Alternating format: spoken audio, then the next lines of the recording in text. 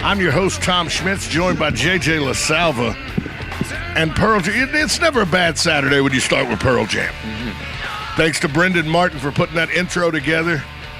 I don't have many leather-bound books, but I am very important to me, just so you know. JJ, how are you this morning? Awesome. Energetic. Good evening last night? Yes. Wonderful. I sat at the house watching DVR. DVR is such a great thing. Oh, my God. I was just telling my friend last night how I just don't watch live TV at all. Okay, first off, it's a sporting event. The only commercials I want to watch are the Super Bowl commercials. So the Super Bowl's over now, so I can get 364 days of DVR where I don't have to watch commercials. Right. And then with Dish, with the Hopper, if you record the, like, NBC, ABC, CBS, or Fox, if you record them the day after the show plays, the day after the show records, it automatically takes the commercials out. That's cool. How do you get better than that? Dish is inferior to DirecTV, though. Well, no, because DirecTV has the NFL ticket. Yeah. Okay. As long as the NFL. I mean, Dish, they got rid of a lot of channels. I got AMC. I got 100. No, AMC's back. Oh, okay. Yeah, it's back. Yep, AMC's back. Dish is all happy with people again, and they made agreements and they're back now. But the main difference is the Sunday ticket, and that's just because the NFL entered into a monopoly with DirecTV, and somebody should sue them over it. That's the only sports pay-per-view package that you can only get in one place. On DirecTV. Right. That's a monopoly. They should sue DirecTV because you should be able to get that on Cox. You used to Dish, be able to. Anything. The Red Zone channel is the new thing. But I hate that channel too. All the cable outlets. Everybody's got the red. Oh, look, we showed you the score. Okay, but what led up to that score? Yeah, I want to see the whole game. I can get those highlights on ESPN. And in my "Are you kidding me" moment, I'm taking ESPN to task. By the way, I'm a little fed up with ESPN, so you got that to look forward to. But DVR is great, and do you know why it's especially great today? I'm playing golf this afternoon. A lot of college hoop. Could care less. Carolina's not playing. Yeah, they play at 2 against Miami. Yeah, I know. I was trying not to bring that up. It's another loss for Carolina. I don't think so. I do. They're not good. But that's not why I got to DVR. Why I'm looking forward to DVR. I'm playing golf this afternoon. That way I can DVR the Pebble Beach Classic, the AT&T Pebble Beach, where our guy, Ted Potter Jr., top of the leaderboard after 2 rounds, 8 under, tied with Brent Snedeker. Shot 3 under yesterday after turning in 5 under on the opening day. Ted Potter, it's something to be said for a guy that you played golf with and everything, and you look, and lo and behold, there he is on top of the leaderboard. At Pebble. At Pebble. And we're not talking about Brent Snedeker. My boy. So, Ted Potter leading, and that's all on the weekend. They're coming back to Pebble Beach. They've been playing Spyglass and Monterey Peninsula, but now they're at Pebble. And Bill Murray's there. Isn't that just great? Bill Murray always has a massive following of fans in these pro-ams. You read me a stat that I didn't realize. Ted Potter, when he won the Greenbrier last year, what did SI say was unique about it? It was the only tournament in which Phil and Tiger missed the cut. He won. Ted wins the tournament. Yeah. He intimidated him. He did. Tiger. Phil's 6 back. Tiger and Phil both were like, we can't beat the Potter kid. We'll just give up. Tiger didn't even show up this week. But the Greenbrier, Teddy so intimidated them. They were like, look, we don't even want to play Saturday and Sunday. He's so good. You think that might have been what they said? Of course. Of course. There you go. 3-5-2. Ted Potter Jr. leading at the halfway mark at Pebble Beach. So far led both rounds. Good for him. So they didn't actually play on the course that I'm thinking of. Yes, Ted did yesterday. Okay. Well, Brent Snedeker played Spyglass. Teddy played Pebble Beach. Okay. Yeah, but they played 3 tournaments. They play 3 different courses for the Pro-Am because there's so many amateurs and everything playing in it. So they play Spyglass. They play Spyglass Hill, Monterey Peninsula, the Country Club of Monterey Peninsula, and Pebble Beach Golf Links. What do they play on Sunday? Pebble Beach All right. Golf Links. I assume that. That's the one with the par 3 that's out there in the ocean. Right. That's amazing. And Teddy's already played that. Yes. Is that the hardest course? You know, there's discussion. It's the most beautiful course. Some people will tell you Spyglass is the hardest course. Has he played Spyglass yet? I'm sure he has, but he doesn't have to worry about that now. Now it's the weekend.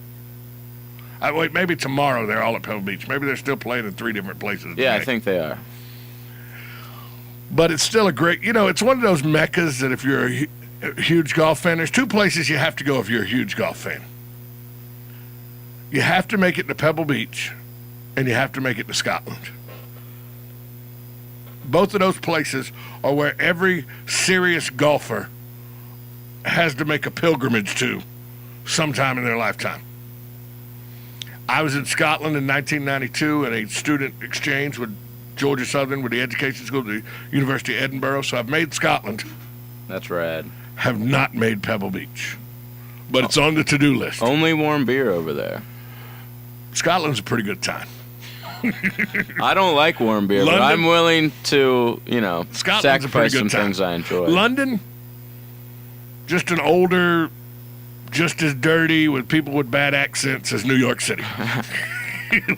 Yeah, London to me seems more of a touristy type place. It's New York City of England.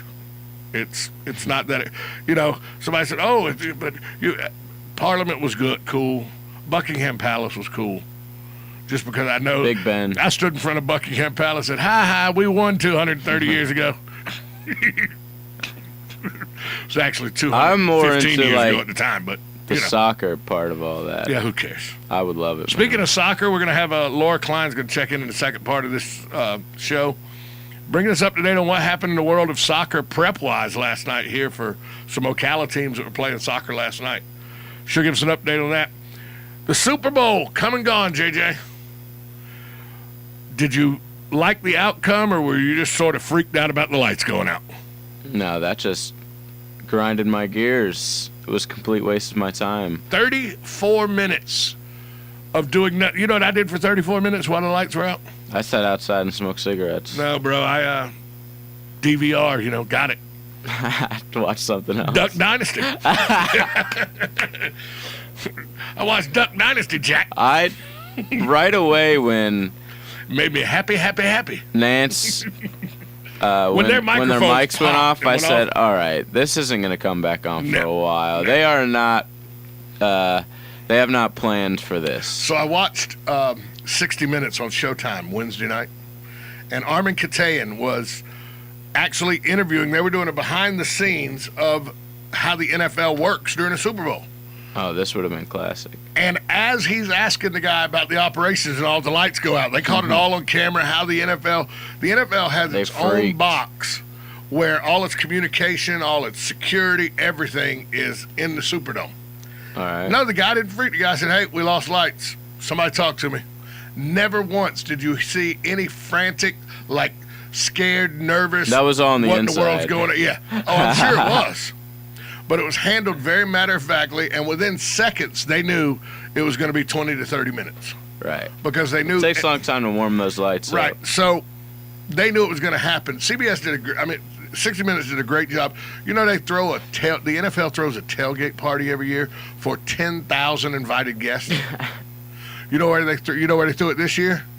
In the parking garage across the street from the Superdome.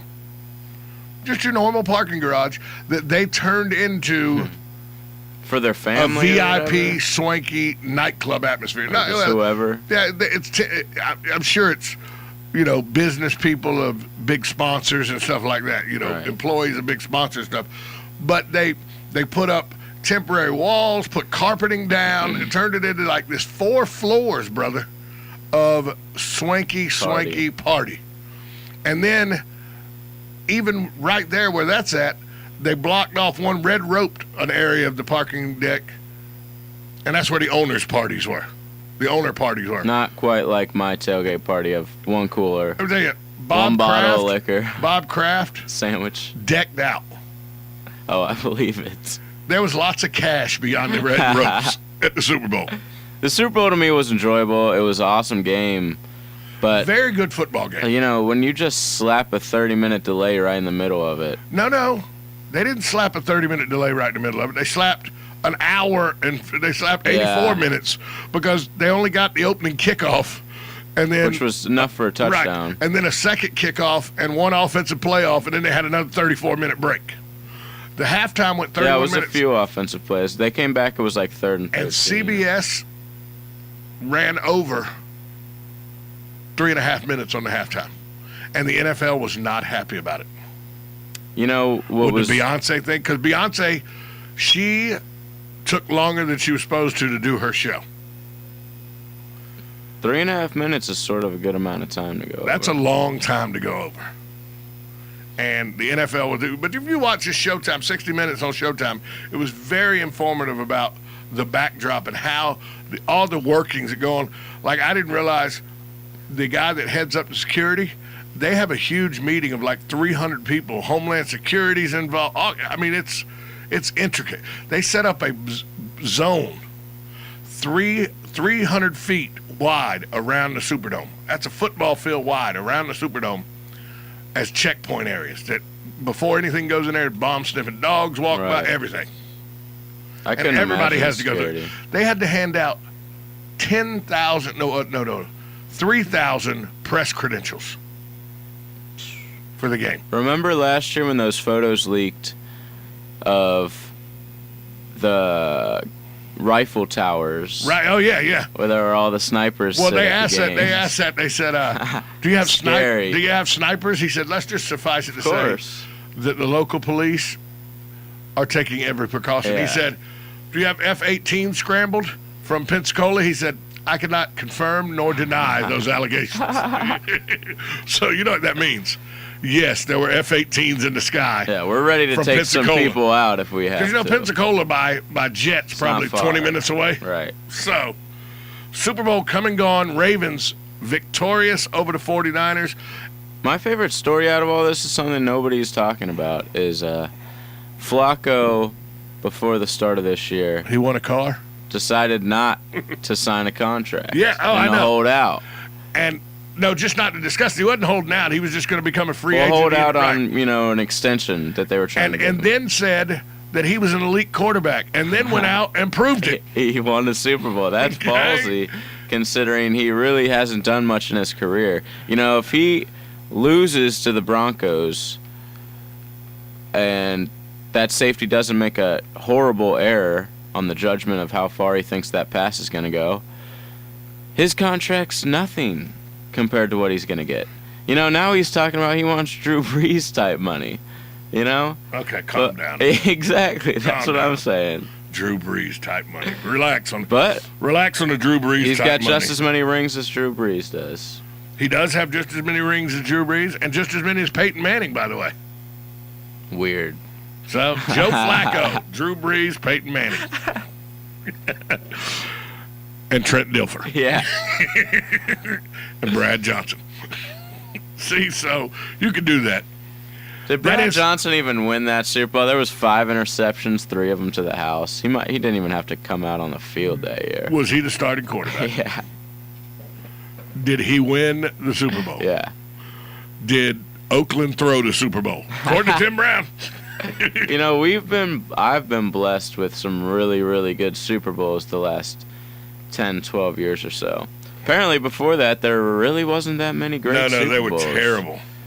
The best Super Bowls up until the last couple of years were Cowboy and Steeler involvement.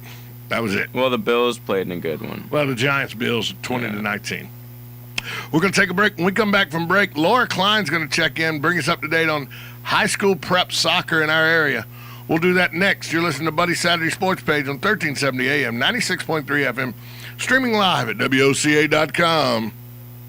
The Source. Every day we hear another story about innovation or about cutting-edge technology taking place right here in Ocala. The power plant, IHMC, Ocala 489. Did you know that important medical research is also being conducted here that may impact hundreds of thousands of people in the country someday? Maybe you've heard the name Renstar, but like so many others, perhaps you didn't realize that Renstar Medical Research is one of the top facilities of its kind anywhere in the U.S. There are important research studies being conducted by a highly qualified team of medical experts at Renstar in impacting decisions of major pharmaceutical companies and bringing new drugs to market. And you can be a part of these studies, as so many local people have done and are currently doing. RenStar has conducted more than 500 studies since its inception and would like to extend the opportunity to you to be a part of these cutting-edge programs. Call 877-629-5800 or 352-629-5800 if you'd like to know more. RenStar Medical Research, locally owned and operated in beautiful downtown Ocala. RenStar, seeking tomorrow's answers to the health questions of today.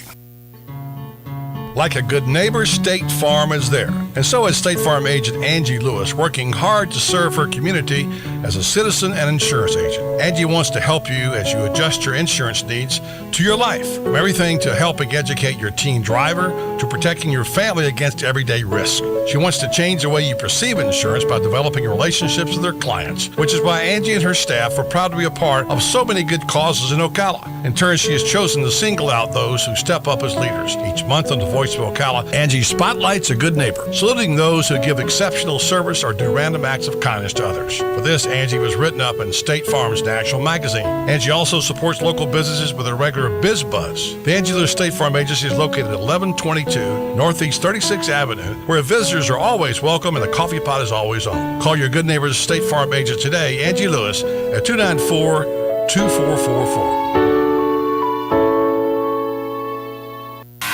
Hi, this is Jody Saulnier. Jeff and I are the owners of J&J Jewelers in the Jasmine Plaza, which is located at the intersection of State Road 200 and Airport Road. We're third-generation jewelers, voted Ocala's favorite jewelry store for the last 5 years. We carry a wide selection of new and estate jewelry, bridal sets, and citizen watches. J&J Jewelers specialize in jewelry repair and custom-designed jewelry, including wedding sets. All of our repairs are done on site and can even be done by appointment while you wait. J&J Jewelers is open Tuesday through Friday, 10 a.m. to 5 p.m., Saturday, 10 to 2, and closed on Sunday and Monday. Stop by today or visit our website at jandjjewelersocala.com or call 352-401-0001. You will remember our custom design made for you by us at J&J Jewelers. Proud to be made in America.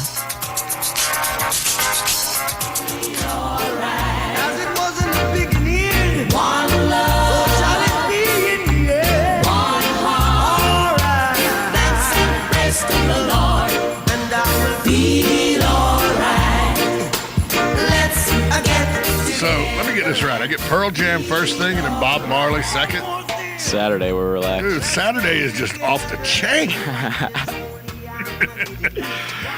You found Buddy Saturday Sports Page. I'm your host, Tom Schmitz, joined by JJ LaSalva. Now we're going to talk a little sport that I know nothing about, JJ. Football. No, I know a lot about football. This is a sport that kids that aren't good enough to play football play in this country. Times are changing, Tom. Although I think people will say that times are changing with all the head injuries and neck injuries in football. And we have a pretty good group of kids that can play this game in Ocala. Talking about the game of soccer, the Trinity girls and the Forest boys. Let's go out now to our roving intern reporter, Laura Klein. She was at the Forest game last night. Laura, tough game for Forest. They go down in double overtime. Tell us a little about what you saw at the game last night. Well, last night there was a huge Forest crowd that went down to Lutz near Tampa to watch the Forest boys take on the Steinbrenner Warriors, I believe. It was a really hard-fought game, very rough and tough. There were 5 yellow cards, I believe, in total, 4 to Steinbrenner and 1 to Forest. And the last yellow card given to Forest would actually seal Forest State, result in a free kick that Steinbrenner put in, double overtime golden goal to win it to go on the state championship. So you kept giving me updates throughout the evening.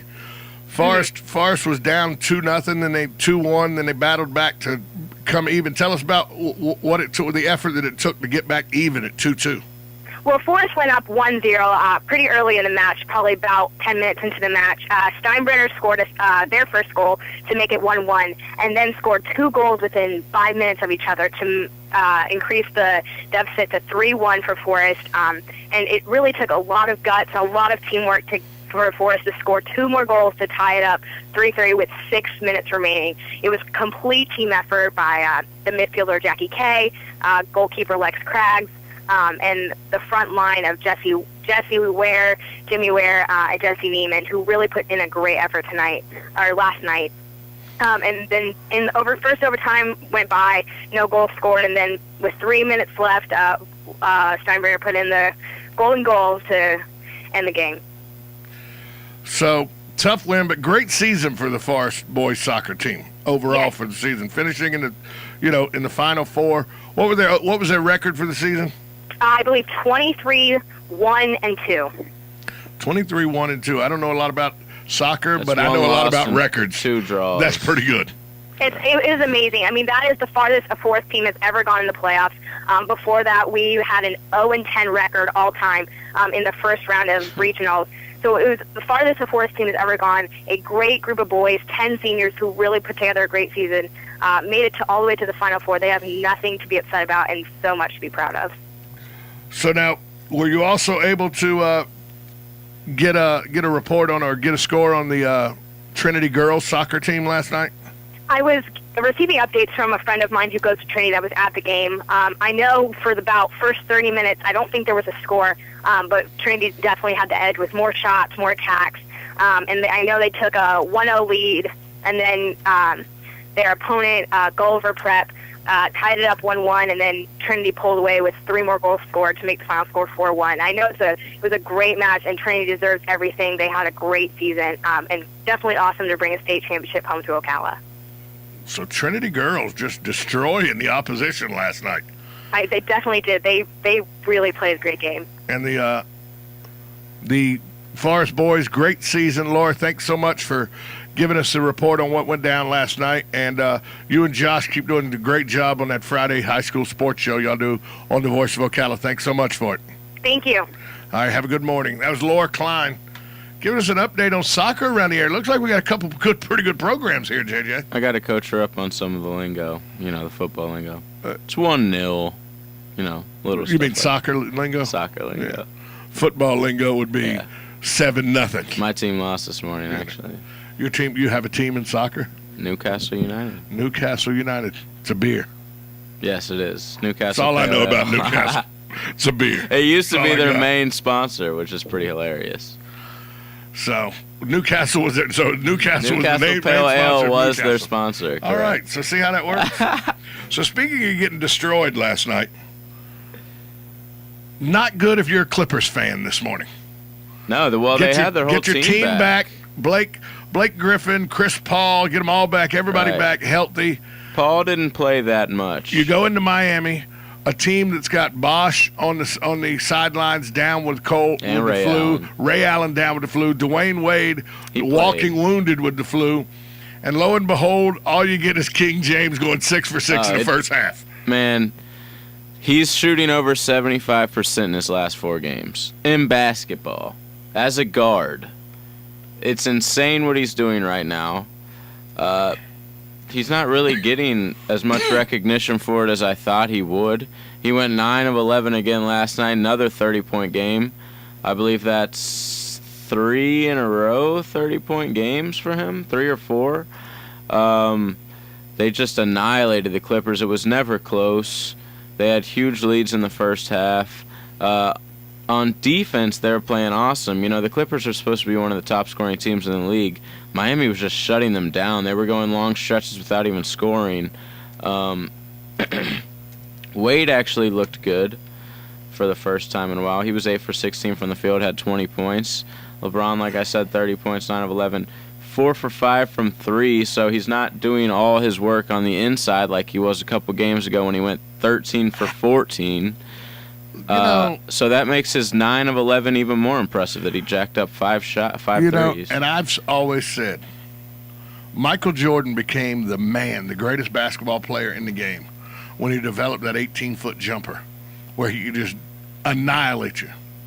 When LeBron gets that jumper down to where that three-point jumper and that little 18, 19-foot jumper where he's hitting it 60% of the time. He can hit it for days. I know. But he's streaky. But when he gets Jordan, no, he's not anymore. I don't think he's starting to come around. He's starting to get where he's money every time he shoots the ball. Exactly. If he wants to score 40 points a game, it will be easy for him. This guy is controlling every aspect of the game. He's got 5 more rebounds, 6 assists, 2 blocks, a couple steals. You know, this guy, every asset in his game is off the chain right now. And there's no stopping Miami. I don't think so. They added a couple great bench players. Ray Allen, of course. Rashard Lewis is sort of a legit come off the bench. And now they got Birdman. You know, the white guy Birdman. Yeah, with all the tattoos all over him. Played with Denver for a long time. Right. Yeah. I was like, oh, look, somebody with as many tattoos as Jason Williams. Chris Anderson. Chris Anderson. He's a goofball, but he's one of those guys you need to come in off the bench and get some tough rebounds and throw an elbow or two. You know, and I've heard in recent days, everybody speculating that when Rose gets back for Chicago, that Chicago will be a legitimate challenger to the Miami Heat. No. The Miami Heat last night, without 2 of its key players, put a beat down on what some are saying is the best team in the West. Yeah. Put a beat down on them. I mean, this isn't... Chris Paul only played 20 minutes. Right. I understand that. But Blake only played 20 minutes. You know what I think that Miami... We always talk about LeBron James and his offensive prowess and Dwayne Wade on the offensive end and everything.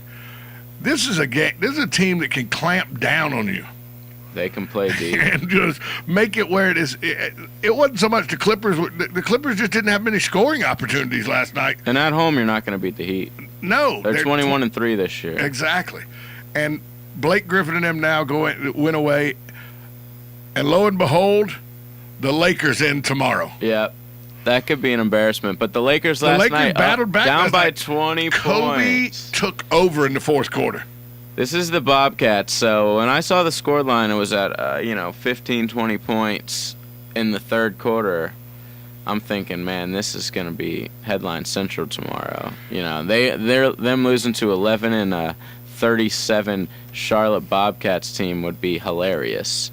But you know, the Lakers ended up coming back.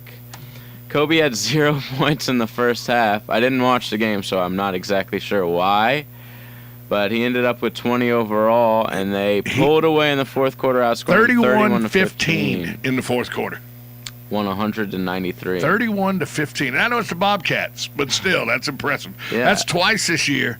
They've come back from 18 down against the Bobcats and now 20 down against the Bobcats. Yeah, it's still an NBA team. I know. But Sunday, must-watch TV. When is somebody going to tell Michael Jordan stop being Jerry Jones and let people that know how to do basketball, run basketball teams, run the team? 3:30 ABC, national television, Lakers at Heat, must-watch TV. Because, you know, I'm a big Jordan fan because I'm a North Carolina guy.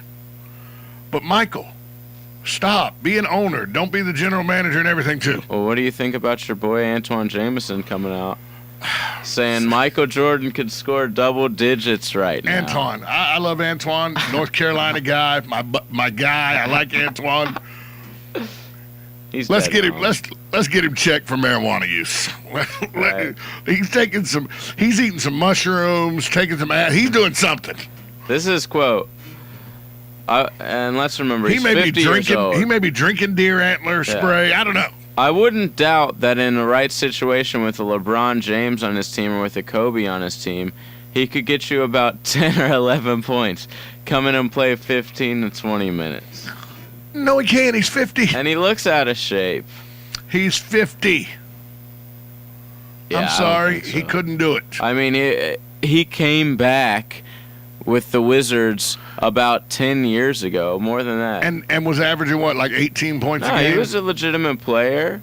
Yeah, he was averaging 20 points a game. Jordan averaged 20 points in 37 minutes in his 15th and final season in the league before retiring for good at age 40. So that's awesome. Right, that was 20 points at 40. I don't think at 50 he could score 10 points a game. No. I could be wrong, but I don't think he could do it. Well, this is a funny quote. Jameson said, you hear stories still to this day, especially last year, him going to the practice facility and playing one-on-one with the guys, and still they can't stop him. Like we said, Charlotte Bobcats. There you go. So, well, I could score 10 points usual, against the Charlotte We've done exactly what Beyonce did. We went 3.5 minutes over the break. Yeah, so we're going to take a break. When we come back, Derek Tyson talking about recruiting and how the University of Florida did. We'll have that interview next on Buddy Saturday Sports page on 1370 AM, 96.3 FM, streaming live at WOCA.com. The Source. Commercial bank approval. Vehicle purchase price fixed rate allowance. Offers no combined. Are you bored, tired, and disgusted with your old car? Hey, this is Cupid, Chris Spears from Prestige Auto Sales. I want you to love your car, so trade in the old car you hate. Even if you're still making payments, even if you owe more than it's worth. And I'll help you drive a nicer, newer car sooner than you ever thought possible. Plus, when you use your tax refund as a down payment, you'll get a lot nicer, newer car. So you can hook up with a car you love today. Bad credit? Cupid got you down? Our For the People credit approval specialists are world-class matchmakers. They'll connect you with the lender most likely to approve your loan. Hate your old car? Dump it and fall in love with a nicer, newer car today, even if you owe more than it's worth or still making payments. Plus, turn your tax refund into your down payment and save a lot on a car you'll love. Hurry, this love fest ends when we match 57 people with a car of their dreams. I'm Chris Spears, and I'm a dealer for the people. Visit me in Ocala or Bellevue. Online at PrestigeSaysYes.com. Or call 694-1234. See you at Prestige. Hi, I'm Lisa Midget with Kinetic Motion Fitness, Ocala's premier small group and personal training fitness studio. Did you know you can achieve all your fitness goals, whether that's losing weight, getting fit, or training for a personal best, all with no membership fees? Have you ever been embarrassed or intimidated at a big gym because you're not a Greek god or a size 0 supermodel? Have you ever felt like your gym would rather you not even show up? At KMF, we have a team approach that focuses on small classes and personal training, and you'll feel like family, not just another number. No more boring treadmills or endless reps. Our classes are fun, energetic, and get you the results you want. And I should know, with the help of our great trainers, I lost over 100 pounds in 8 jean sizes, and I did it using no heavy equipment and no magic pills, just fun and effective workouts. And yes, I did say fun. Come join us at KMF. Visit our website at kmfocala.com or like us on Facebook. Again, that was kmfocala.com. We have Lena on the phone. Hi, this is Lena with ABC Fredericks Appliance. We service all makes and models and warranty our work and our used appliances, from Maytag to Whirlpool, Crosley, and Speed Queen. So stop in at ABC Fredericks Appliance to see our showroom 1/8 of a mile from the tracks on County Road 25 in Bellevue, or call 347-2781. That's 347-2781. That's 1/8 of a mile from the tracks on County Road 25 in Bellevue. ABC Fredericks Appliance. Great talking to you again, Lena. See you at ABC Fredericks Appliance. You've got a garden and we've got a show for you called You've Got a Garden with your host, Master Gardener Carol Ann Baldwin. Carol Ann answers your questions about your flowers, your veggies, your grass, your trees, even questions about your bugs. And she's only on WOCA, so don't miss Carol Ann Baldwin and You've Got a Garden each Tuesday from 9 a.m. to 10 a.m. right here on WOCA The Source. WOCA, Ocala.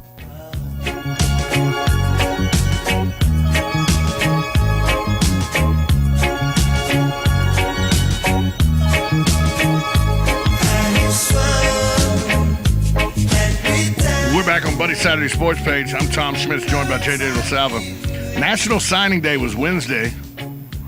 University of Florida signing 28 players, 30 total overall once it all was done by Thursday or Friday. Derek Tyson yesterday, we had him on Community Gazette Day, and he talked National Signing Day in the University of Florida. The man who knows way too much about college recruiting, way more than I want to know, but I know a lot of people like recruiting more than I do, buddy. Yourself enjoys recruiting. But here's a guy that knows it all, Derek Tyson of ESPN's Gator Nation. Derek, thanks so much for joining us today. Anytime, guys. How are you doing today? Well, he doesn't like putting pressure on a guy. He knows it all. Come on now. There's maybe one or two things he doesn't know, but he knows a lot. Not about Gator recruiting. He knows a lot about it, but, I mean, he's as good as there is, I'll tell you that for sure. And, you know, nobody ever has a bad recruiting day, right? Have you ever heard anybody say, we had a lousy recruiting season. That National Signing Day list was terrible, and we got to start over again. You don't hear that very often. No, you don't. But overall, I think probably, I mean, from my perspective, I don't follow it like you do. I don't think they hit it out of the park A+, but I think they did a solid job. And, you know, obviously to be ranked up there in the top most of the polls, ESPN had them number 2, I believe, and to be in the top 10 of most of the other services, If you go by those 5-star, 3 stars, 2 stars, whatever, you have to say that Florida had a terrific recruiting season, and Will Muschamp seemed thrilled, but on the other hand, why wouldn't he? Yeah, exactly. And I think it is a very deep class. They ended up getting a 3-star offensive lineman / tight end from Bradenton, and he signed today with Florida, so they ended up with 30 overall in the class. Who was that guy from Bradenton, Derek? What they got today? His name is Trayvon Young. Okay, I've heard that name. Yeah, he's a project. He's about 6'5", about 270. Really good basketball player. Has only played 2 years of football, but they're extremely intrigued with his athletic ability for his size. And here's a guy that just last week scored 31 points and grabbed 25 rebounds in a game in basketball. So I mean, they're very intrigued by what he can do athletically. And if you have an extra scholarship or two, it's maybe one of those guys it's worth taking a risk on just to see what he can develop into once he gets into the college weight room and the college coaching and so forth. So I actually like the pick. I think it's a guy that is definitely worth taking a shot on. Derek, let me ask you this. I read all the people that were signed. You got offensive linemen, you got defensive linemen, you got secondary, a lot of linebackers, 5 wide receivers, the most signed since 2002. Not a whole lot of depth at quarterback, though. Is this something that's going to be addressed soon? Yeah, I mean, they tried to make a late push at a junior college quarterback, and it didn't work out. They signed one quarterback. We have him ranked as a 4-star guy. He's 6'6", got a big, strong arm.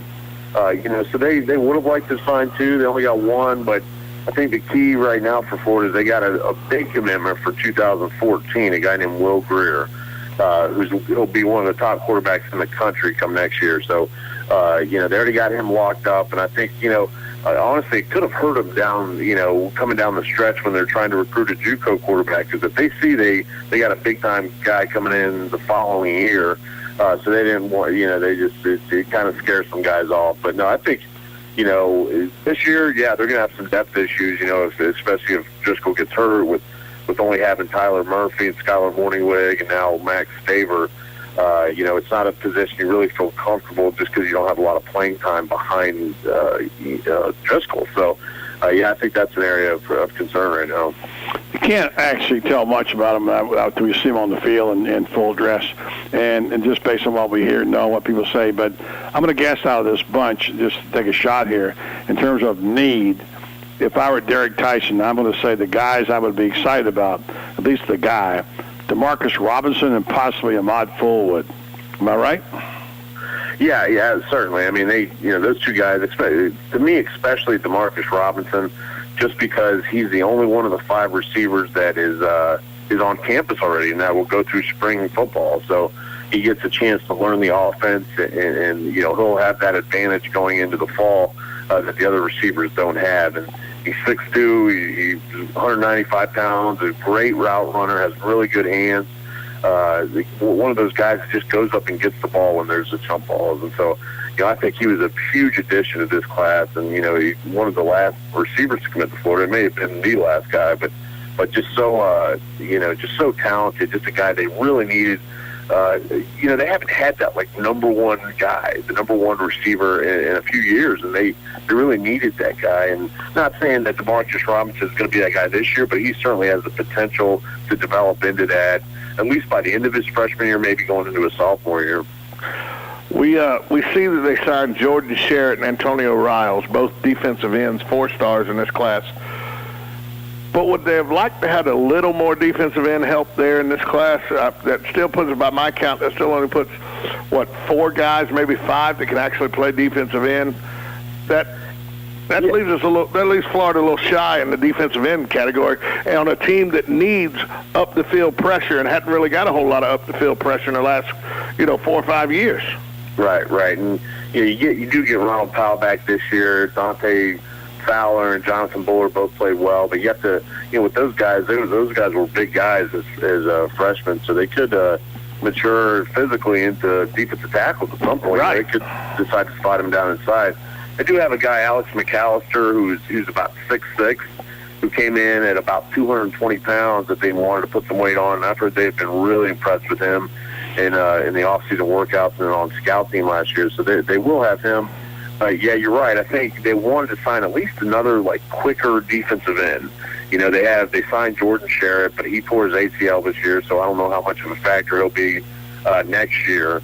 So they wanted to sign at least one more defensive end. They thought they had a guy, Tayshawn Bauer, who was committed to Auburn. Went to LSU, though. He changed his mind and committed to Muschamp on the morning of signing day, and then for some reason decided to go ahead and sign with LSU. Auburn to Florida to LSU. So it was a tough loss for them. We hear a new term now. It sounds like a real estate term called, you know about real estate, flip. People flipping, and I heard Brent Bielema talk about how things were pretty much the same and they were in the Big Ten, and somebody said, well, no, it's not. Down in the SEC, they go after players when they're already committed, and they didn't do that in the Big Ten. As you know, he was coaching Wisconsin. He criticized Urban Meyer for going after players not signed. Ironically, Florida winds up going after a punter from Ohio State and flips him, right? Yeah, they got him at the last minute there, and I was looking at it. Florida's class, they signed 30 guys, and out of those 30, 8 of them were committed to other schools at one point.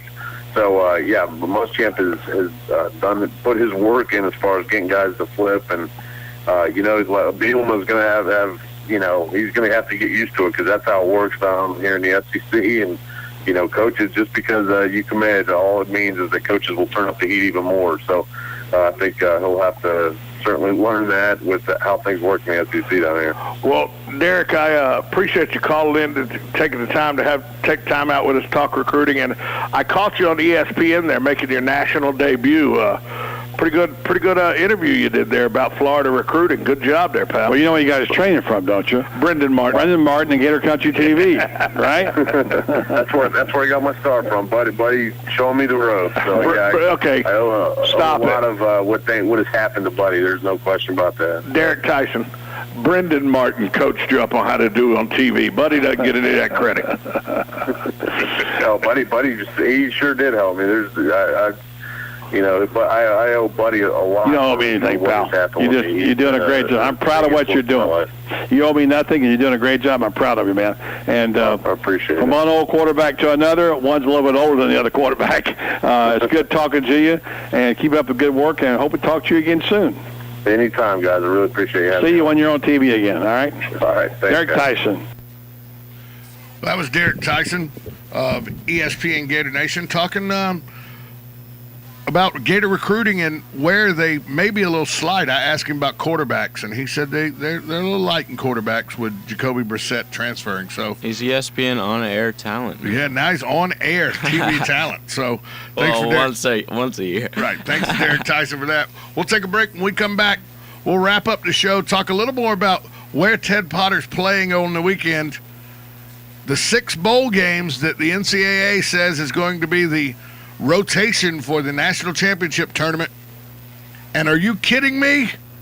I'm really going to take ESPN to task. We do all that next on Buddy Saturday Sports Page, 1370 AM, 96.3 FM, streaming live at WOCA.com. The Source.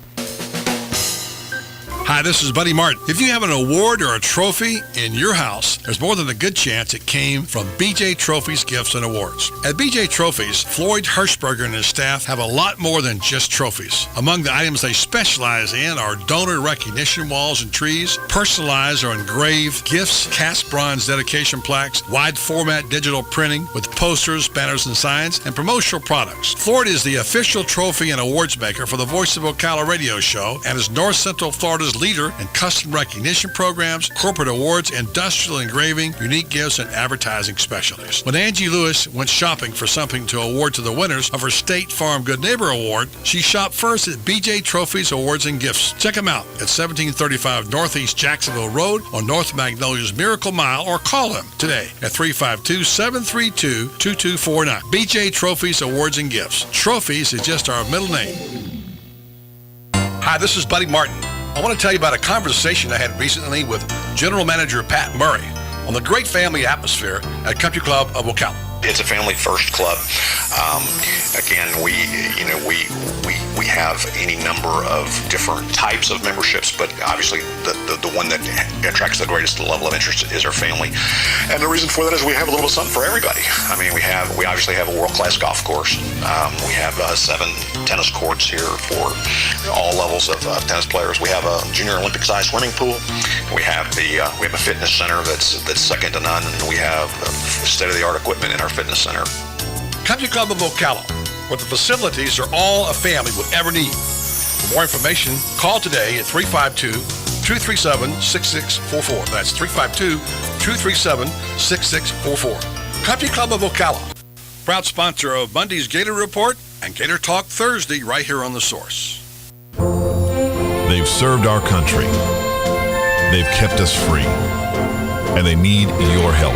We're sitting in Veterans Park. You can't sit here not realizing that you're surrounded by heroes. There are a lot of heroes in our community. A lot of heroes, unfortunately, are not in good financial shape. They're hurting both physically and financially. We step in and help directly. Our role is to reach out to them. We're there to help the veteran. We do counseling. We do outreach. Sometimes it's just coming into the office and sitting down and saying, hey, I've got a problem, and you're talking to another veteran who understands that problem. Everybody who works for the Vets Helping Vets are awesome, and they are so kind to everybody. They're like my second family. They really are. They have been there during the holidays. I have gotten unexpected visits, assistance. Vets Helping Vets of Marion County needs your help. Call today, 352-433-2320, and pledge your support to Vets Helping Vets of Marion County. It really has been a blessing.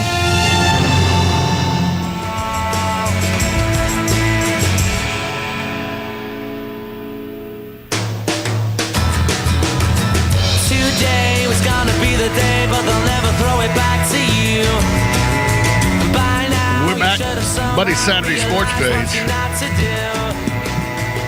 Tom Schmitz along with JJ LaSalva trying to effort to find where Ted Potter's teeing off today. I'm on PGAtour.com and I can't seem to locate tee times for today. JJ, if you'll help me out and start looking for that, Al. All right, well, we have some college basketball today as well. We do have college basketball today. Florida plays at 5 o'clock tonight. Not on television. Well, it says ESPN 3. It'll be on, I bet it's on SEC television. Yeah, some local. Channel 65 on your dials.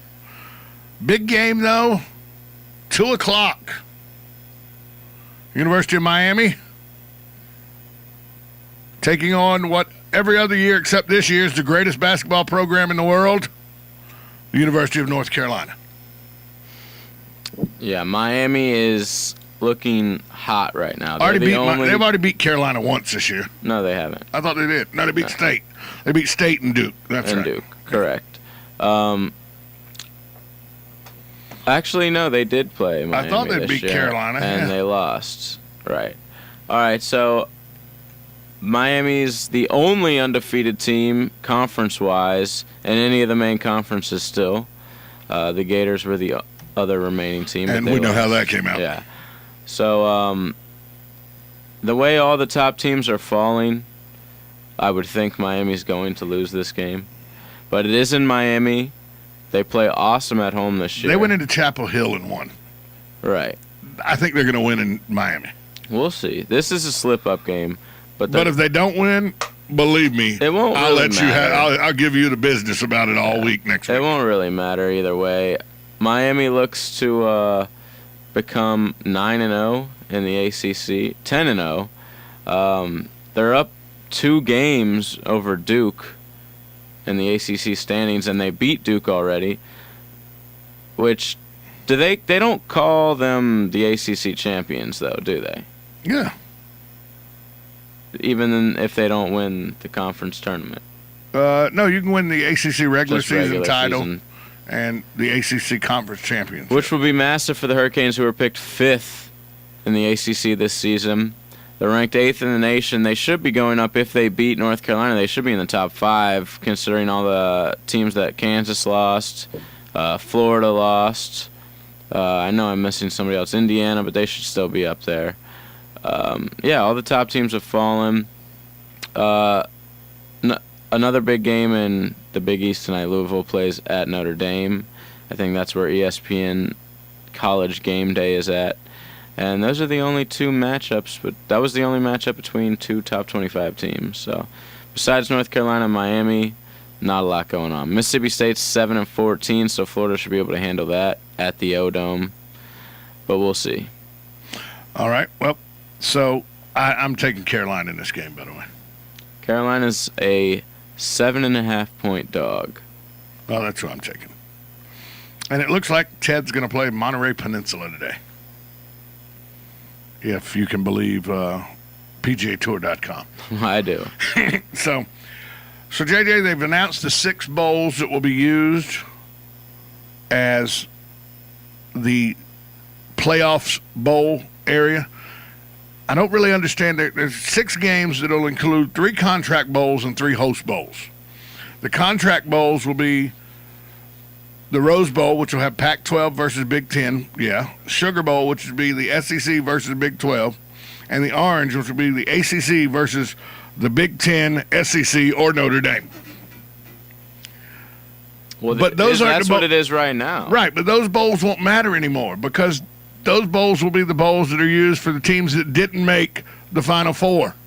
So the next week, are they bringing in, or like the next couple of days after those bowl games, they're going to have the playoff? No, those bowl games go on during the playoffs. The teams that play in those bowl games aren't in the playoffs. Right, I know that. So then the playoff bowls will be the Fiesta, Cotton, and Chick-fil-A Bowl. In Atlanta. Imagine that. Phoenix, Dallas, and Atlanta. And then the championship bowl will rotate around the country just as the Super Bowl does. Highest bidder. Right. So, but every other, the Forest, Cotton, and Chick-fil-A, because there's only 4 teams involved, you only need 2 of those bowls, so it's going to rotate too. So every year, one of those bowls is going to host its own bowl game without being part of the playoffs. Do you understand that? Yes. I got nothing. Either way, it's not going to be for a couple years. Then they're going to have 14 to 20 people that make up the selection committee. And they said they're going to come from all walks of life. They're going to be college presidents, past and present, athletic directors, selection committee, past coaches. They may even include past players, Heisman Trophy winners. So it won't necessarily be the top 4 teams in the rankings. It may not be. It's just whoever they decide to select. It's the 4 teams they decide are the 4 best teams in the country. The more I hear about this, the more I dislike it. But it's going to, if they don't make it the top 4 teams in the country, it'll be because of probation or something. I mean, 14 guys is not that many. 14 to 20. Still. That's about the same size as the selection committee that makes up the NCAA basketball tournament. Is it? Yeah, 14 to 20. But my question is, who's going to pay for the witness protection program? Because you're not going to ever know who these guys are, because people will get violent with these people. And there's going to be a lot of money involved. You know what I mean? People are going to be wanting to pay them. You know as well as I do, you leave somebody like an Alabama out when their Alabama fans think they should be in. The man killed trees, for Christ's sake. Okay? It's nothing to kill you. Exactly. I think it's going to be. I think that it's eventually going to be an 8-team playoff. Yeah, for sure. That's obviously what they're. And they're going to have to include not just these 6 bowls, these 6 bowls, but 4 of them will be used on a rotating basis, and they'll do away with these tie-in games and everything. It's going to make bowls like the actual Fiesta Bowl, the actual Rose Bowl, Orange Bowl so lame because they're going to have, Yeah, because right now, let's say teams in it that wouldn't otherwise have any chance to. Let's say this year, the 1-2 finish, Alabama, Georgia in the SEC, they'd have both got in. And then you had Oregon and Notre Dame. So now, think of the bowl games that would have been messed up there. The Georgia game, Georgia ended up, though, in a terrible bowl, but they wouldn't have been in their bowl.